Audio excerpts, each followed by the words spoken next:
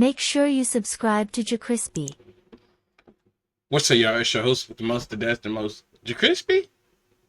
Welcome back to another video. Been a long time since we watched Derek LDB. Fuck. Make sure you like, comment, subscribe. And I see y'all when I see it. Make sure you like, comment, subscribe. And let's get this reaction started. We're on the road to 500. And yeah, let's see how this goes, man. Pinky ring. Movies were a big part of my childhood, and probably yours too. From Aladdin to Sky High to Wall-E, I loved every single one of these films. But around Halloween, The hell is Sky High? The fuck? Sky High. He could have put something else, like, I don't know. Halloween and Christmas time, Disney would do reruns of this one movie. This one movie known for its spooky vibe and at the same time, its holiday vibe. This one movie so iconic, so amazing, so the movie was Nightmare Before Christmas. And since we're in that sweet spot between Halloween and Christmas, today, ladies and gentlemen, I'll be going over the Nightmare Before Christmas. And if y'all thought Monster House You just say, fuck Thanksgiving, like we just don't tear down to eat some food. was a classic, this is truly a classic. So y'all know the drill. Grab your popcorn, get your stuffed animal, grab you some eggnog this time. Yep, I don't care if you don't like it, grab the eggnog. And try not to... Nah, I'm not going to jump scare. We open up to a bunch of trees with symbols of different holidays on each. Rick, why the fuck would you do that shit and nigga know? Nigga in the dark. In the dark. Each one. And hey, we might not all agree Christmas is the best, but I'm just saying, ain't no one getting hyped for St. Patrick's Day. That's all I'm saying. The tree we go through was the one with the jack-o'-lantern on it. So, y'all know where we at. Halloween Town. This is Halloween. This is Halloween. A town specifically dedicated to Halloween and filled with all things scary. We got werewolves, fat clowns, female Frankenstein, fat vampires, fat boogeyman? What, they got a Raising Cane's in Halloween Town? Why are there so many fat monsters? The leader of this creepy stop motion town is no other than Jack Skellington, the Pumpkin King. And when I tell you I thought this dude was so cool when I was younger, I am not exaggerating. I even starved myself to attain the physique. And the people in Jackstown thought the same thing as me, because my boy was not only clouded, but he had the witches on him. Ladies, there's enough bow to go around. But after Jack runs away from his groupies, we find out, after who knows how many years of celebrating, Jack is tired of being the Pumpkin King. He's bored with Halloween and he desires something new. He even sang a song about how empty he feels. Alright, chill out, bro. This is sounding a bit too real. Joke, I'm good. As Jack is performing his depressing song, we see no other than the Franken lady from earlier watching him and clearly worrying about him. Oh, but when I do it, I get called a stalker. Alright, bro. Alright. Her name is Sally, and what her and Jack don't know is things are gonna change for Jack real soon. Jack wanders off into some trees while we see Sally return home to no other than her creator, or father, or whatever. Doctor. But I hate this bitch ass nigga. I hate that nigga. On everything I fucking love. I hate this, bro. I hate is strong. Hate is a strong word. I hate this nigga so fucking much. It made the movie 10 times. Like the movie's still good to this day, but he made it 10% garbage as fuck. Like, bro, like Finkelstein. I did not like this dude when I was younger. He's supposed to be Sally's like father figure who gets mad every time she runs off or doesn't want to come home. And I don't know if it's because he's overbearing or ugly, but I just can't get behind this dude. I don't care that he's handicapped. He gives her a scolding about going out and blah, blah, blah, blah. You can't stand up and tell me that stuff. We cut back to Jack, who wandered for so long that it's daytime now, where we see him stumble into the same forest from the beginning of the movie. We all know Jack is not going through that tree. But the tree that does catch Jack's attention is no other than the Christmas tree. Obviously, it's in the title. The tree sucks, pause, Jack into a winter wonderland where we get one of the most iconic Disney songs in history.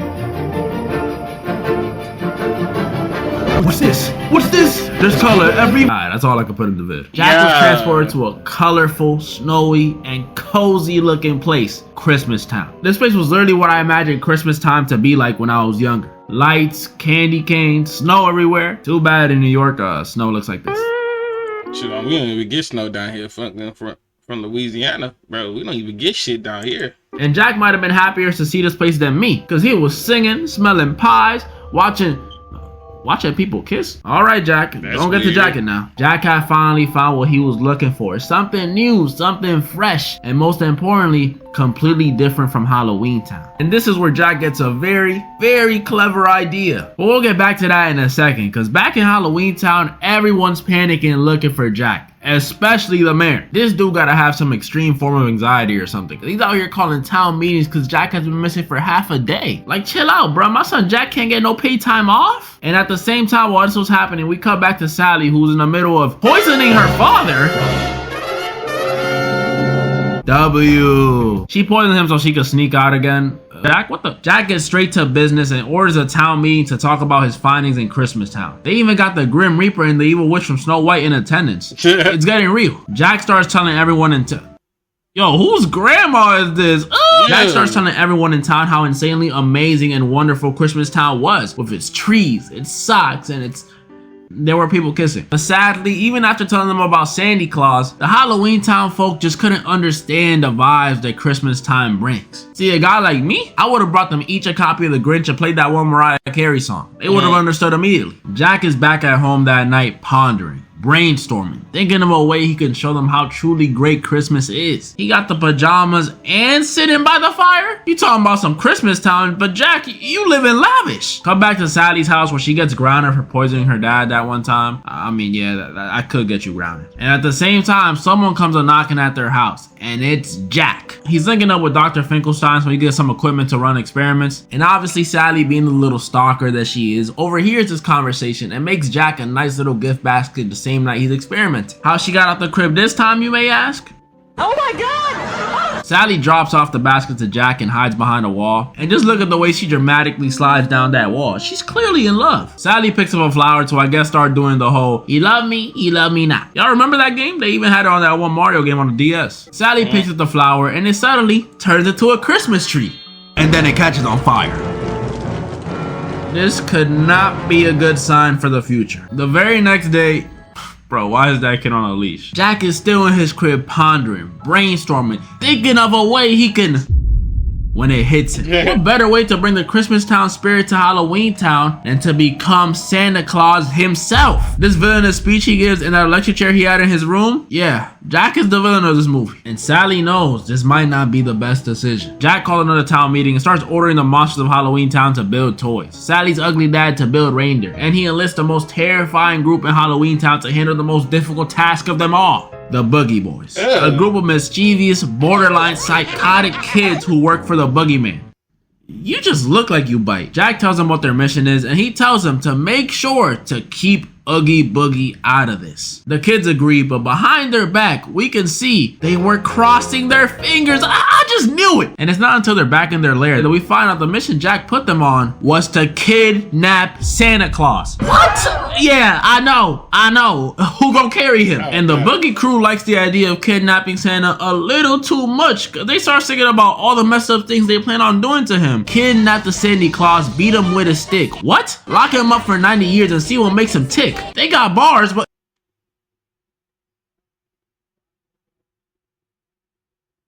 that's fucked up, bro. It's torture. They're describing torture. These kids need to watch way too much Dexter been hanging out with the CIA, cause golly, some of these things they're saying are war crimes. They head off to go abduct Santa Claus in this bathtub thing. Does this thing not make anyone else uncomfortable? Why it got legs? We cut back to Jack, who's teaching some of these town folk Christmas music. I don't gotta say too much about them, just look at the bills. Sally comes to me with Jack because Jack said he had a job for her, but before he could tell her, she immediately starts trying to warn him, telling him about the omen she saw where the Christmas tree catches on fire and Jack's like, silly Sally, that doesn't sound like my Christmas at all. Maybe that's what Santa got going on over there, but my Christmas is filled with milk and cookies, joy and toys. My Christmas is lit. He hands her a reference she could look at for his Christmas outfit that he wants her to make. Yeah, I'm not gonna lie, Jack, I think you're gonna have to hit up that Cane's. You're missing a couple pounds. Sally leaves, still worried about the future of Jack's plan. And at the same time, the Booger Sugar kids return with Santa Claus. Or at least who they thought was Santa Claus, because in reality, it's the Easter Bunny. That's not Santa Claus. The Oogie crew leaves to return the bunny, and the countdown to Christmas has begun. Halloween Town is making their preparations to become the new Christmas Town, making reindeer, making the sleigh, and most importantly, making the toys. Yeah, the NYC kids definitely gonna rock with that rat hat. But before we can see how Jack's Christmas looks like, we cut to a very colorful house featuring a white-haired woman baking cookies. Oh yeah, you recognize the white beard. We're in no other than Santa's house, who's busy going through the naughty and nice list. And I don't mean to brag, but I used to make that nice list every year. Anybody named Dean watching this video? Looks like you should be good, my boy. Santa surprised there's barely any naughty kids this year. That is, until he hears a knock on his door. And it's the 3 worst kids he could imagine.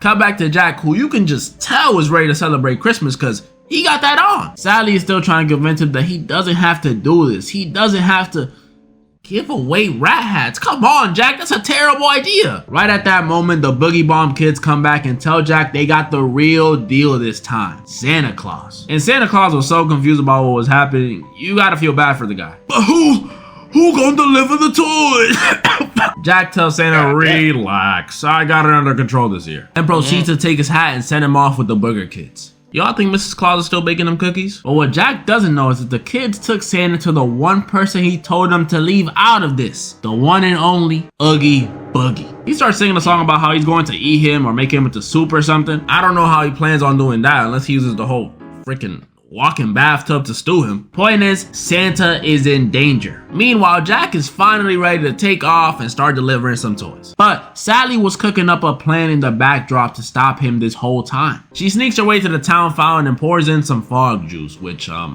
fogs up the whole town. Oh no, how is Jack gonna fly in this fog? Jack accepts defeat. But luckily for him and unluckily for Sally, Jack's ghost dog Zero comes out of nowhere with his bright nose and Jack makes him lead the reindeer. Get it? It's like Rudolph. Sally's plan has failed. Jack is finally in the air and he's arrived at the suburbs. Jack gets inside the first house and is met with this kid who Jack gives the first present of the night to. Things look like they're going well. He came in through the chimney, filled the stockings, gave the kid his gift. He was a bit caught off guard by Jack's appearance, I'm not gonna lie, but not too bad for a first time Santa. At least it looked like that way until the parents came in and asked their son, "So what did Santa get you this year, kiddo?" And it was like this in almost every house. The toys were attacking people in their homes. Police were receiving overwhelming amounts of reports and calls of a skeleton man impersonating Santa. This is messed up. There was probably some dude calling about a real problem at the same time all this stuff was going on. Oh, thank God. Sir, you gotta help me. Yeah. Skeleton Santa, we're on it. The citizens of Halloween Town and Sally are witnessing the stuff going down. And she decides she has to find some way to save Jack. So she rushes off to find where the Boogie Boys put Santa. And save Jack from what, you may ask? Well, at the same time, Jack is still in the air, celebrating because he feels like he's doing such a good job. But then all of a sudden, he hears that Silent Hill siren and sees them searchlights. They brought out the United States military to take down Jack. And when I was younger, I thought this was a bit of an overreaction. But when you look at it from the people's perspective, it kind of changes your mind. An unknown assailant flying in the sky that's breaking into people's cribs and leaving dangerous creatures to harm them? Yeah, Jack probably looks like a terrorist. Jack realizes those aren't fireworks. They're actually trying to hit him. As the town watches, the military shoots Jack out of the sky, destroying his sleigh and his reindeer in the process. The mayor makes an announcement that Jack has been pulverized. Christmas is officially over for Halloween Town, and potentially for the world too. We come back to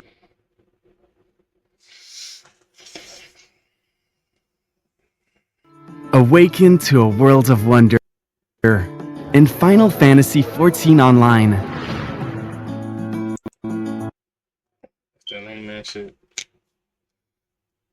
to the real world, and Jack definitely did a number on these kids. Like, little bro is traumatized. Jack somehow survived the explosion and laments his failures. He's disappointed that it didn't work out how he envisioned it.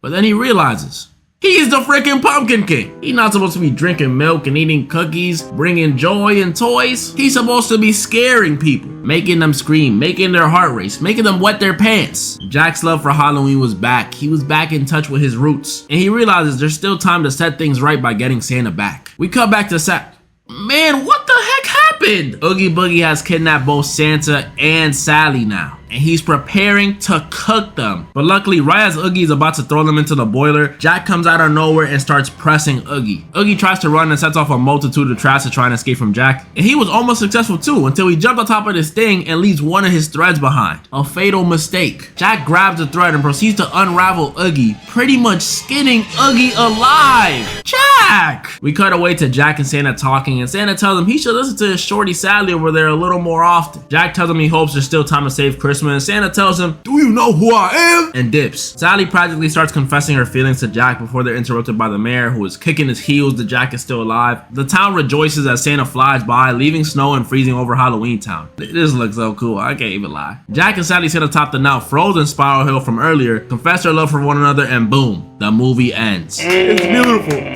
Beautiful.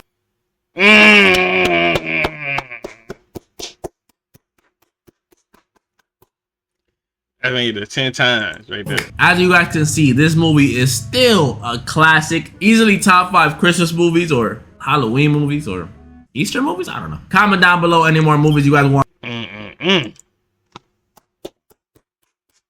Best movie right there. That top 10. Just top 10, man. I see y'all when I see y'all. Lay your shit to the bottom of my heart. And I'm out, man. 500.